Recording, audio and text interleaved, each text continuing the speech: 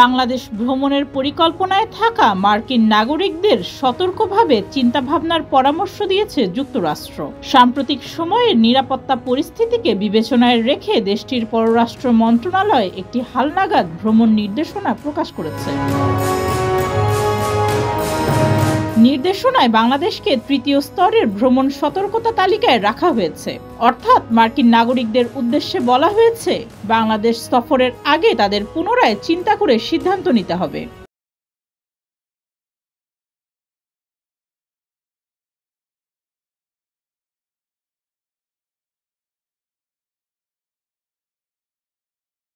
তবে আরও কঠোর সতর্কতা আরোপ করা হয়েছে পার্বত্য চট্টগ্রাম অঞ্চলের জন্য।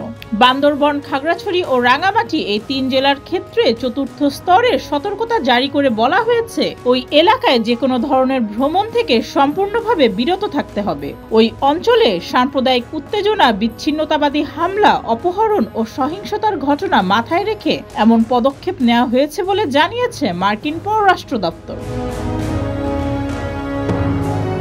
বাংলাদেশের রাজনৈতিক অস্থিরতা খুবই সহিংস রূপ নিতে পারে, তাই জনাকীর্ণ স্থান, রাজনৈতিক সমাবেশ বা মিছিল থেকে দূরে থাকার পরামর্শ দেওয়া হয়েছে। সন্ত্রাসী হামলার সম্ভাবনা পুরোপুরি উড়িয়ে না দিলেও উল্লেখ করা হয়েছে, অতীতে বাংলাদেশে এ ধরনের হামলার ঘটনা ঘটেছে এবং ভবিষ্যতেও সেসব আশঙ্কা থেকে যাচ্ছে। ডেস্ক রিপোর্ট, যুগের চিন্তা।